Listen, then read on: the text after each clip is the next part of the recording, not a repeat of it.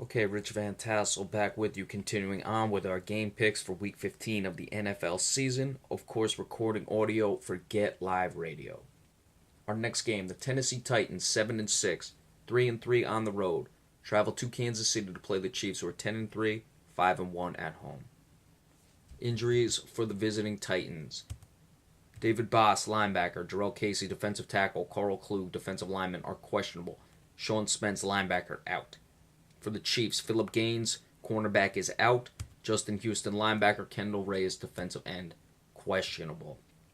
With this game, I would expect a battle over time of possession. Kansas City doesn't really run the ball all that much, but they love the short passing game. They love to move the sticks and methodically go up the field. As for Tennessee, with DeMarco Murray having a very good season this year, well over 1,000 yards, 9 touchdowns, as well as Marcus Mariota, the way they're able to run the ball, they'll be looking at the time of possession as well.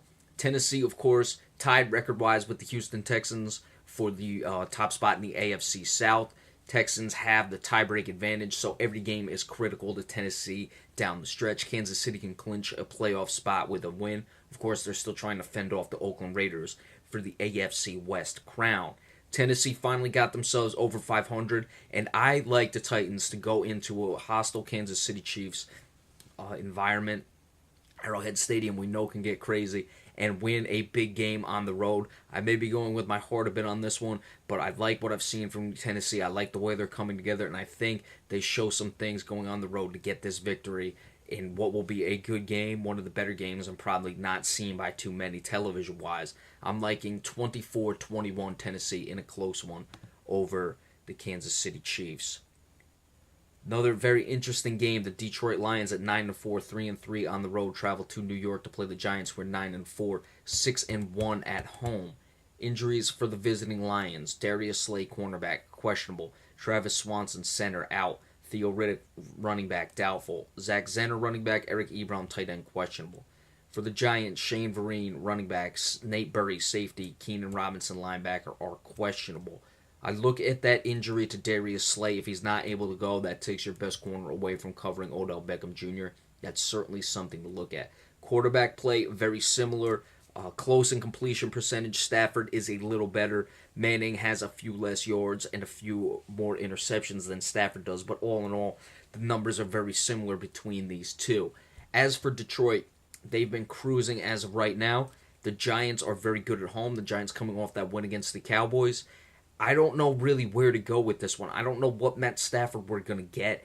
Is it going to be consistent throughout the game, or are they going to have to come back on the Giants in the fourth quarter? Of course, we saw that Detroit struggled with Chicago not too long ago, so that's certainly something to look at in this one. All in all, despite how well the Detroit Lions are playing, I like the Giants at home in this one.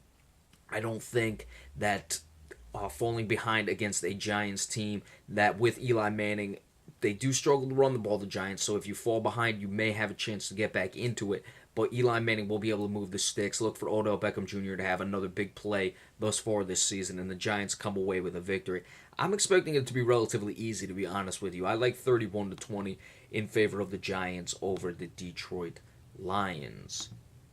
Next up, basically an elimination game for these two teams. The 6-7 Indianapolis Colts, 3-3 on the road, travel to Minnesota to play the 7-6 Vikings, who are 4-2 at home. Minnesota was able to break their tough stretch for a moment, coming up with the win last week. They need to keep going. They're not eliminated, as we said, but certainly the way the Giants are playing, things would become an issue for them, though they do have the tiebreaker against the Giants. They would essentially have to win out for that to become an issue, and the Giants could take that away anyway by just winning 2 more games. But first things first, this game, for the Indianapolis Colts, their injuries: Arthur Jones, defensive tackle; Joe Reed's guard, are out. Philip Dorsett, wide receiver; Dwayne Allen, tight end; Zach Nerr, nose tackle, questionable. For the Vikings, Brandon Fusco, guard; Laquan Treadwell, wide receiver, out. Matt Asiata, running back; Joe Berger, guard; Mackenzie Alexander, cornerback, questionable. Adrian Peterson says he will play in this game. Indianapolis, 1 game back in the AFC South. They need to figure out their offensive line play and the way that Minnesota can get at it, both defending the run and pass rush with their good defensive line. Sharif Floyd, Brian Robinson, Linval Joseph, those players will make it difficult for the Indianapolis Colts in this one. What will Minnesota do? I mean, it's even going back to last season offensively. They've really kept the shackles on guys. You trade for for Sam Bradford. If you're going to do that, then you expect them to at least take a few chances downfield. I mean, I know they didn't do it much with Teddy Bridgewater last year, but it's now or never time for the Minnesota Vikings, and that's something I'm going to look at. I would expect that they're going to play the offense a bit more high-powered, going downfield, even with Adrian Peterson coming back. I'm not expecting much from Peterson in this game. I like the Minnesota Vikings to get a tough one in this game, essentially ending the Indianapolis Colts season and probably the tenure of Chuck Pagano there in Indianapolis. 28-17, just not enough protection for Andrew Luck in this game as the Vikings come away with the victory. Pittsburgh Steelers 8-5, 4-3 on the road. Travel to Cincinnati to play the Bengals, who are 5-7-1, 3-2-1 at home. Injuries for the visiting Steelers: Darius Hayward-Bay, wide receiver; Shamarko Thomas, safety, out. For the Bengals, Wallace Gilbert, defensive end, doubtful. The rest are questionable. Clark Harris, long snapper; Darren Smith, safety; C.J. Uzuma, tight end; James Wright, wide receiver. Now, Cincinnati has not yet been eliminated. They have this game against the Steelers. They would have to win out, and the Steelers would have to lose out, and Baltimore could only win one more game, and that would give Cincinnati a shot. Let's see. It would have to start right now. Baltimore and Pittsburgh still play each other, so it's not looking like, as hopeless as it looks for Cincinnati. There's certainly something where you can look at it and be like, all right, it's not out of the realm of possibility that things could fall our way, but they have to take care of it with a victory against the Pittsburgh Steelers, who have now won 4 straight after losing 4 straight. They're really coming along. Ben Roethlisberger not really turning the ball over much of late. Andy Dalton has not turned the ball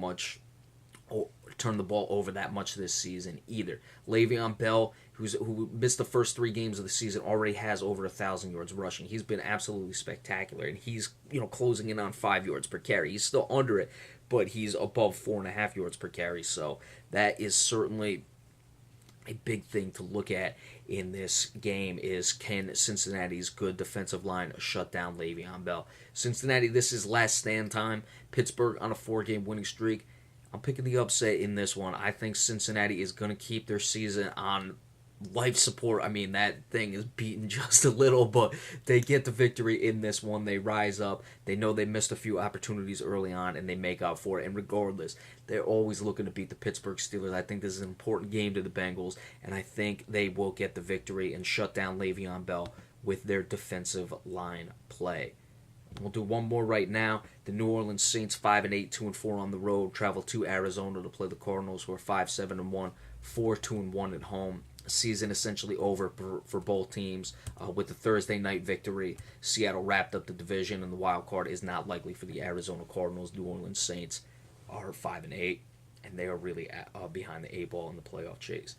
Injuries for the visiting Saints: Max Unger, center, questionable; Daniel Lasco, running back, questionable; Delvin Breaux, cornerback; Stephon Anthony, linebacker, are out; and Terron Armstead, offensive tackle, is an injury reserve, out. For the Arizona Cardinals, Ulrich John, guard, is an injury reserve, out. DJ Humphries, an offensive tackle, is out. John Brown, wide receiver; Jermaine Gresham, tight end; Marcus Cooper, cornerback. Interesting to see what team you're going to get with the Arizona Cardinals. That loss, it would have been still very much in the race had they beat Miami last week. They came back and then lost the game late. I think a lot of the wind is out of the sails of the Arizona Cardinals. Certainly they have a secondary that can defend New Orleans' high-powered passing game. Drew Brees well over 4,000 yards, 30 touchdowns, 14 interceptions. He's played well. The defense has let the Saints down, but the Cardinals' offense has not been great. Drew Brees on the road, not always spectacular. It's really going to come down to, in this game, is Arizona going to have anything left where they come out? I expect the last 2 games you would see a bit more, despite them not playing for much, just playing out the string. But I think that loss to Miami really deflated them. I don't know how much they bring back, and I expect New Orleans to be able to get the win because of that reason and score a lot of points. 34-27, New Orleans over the Arizona Cardinals.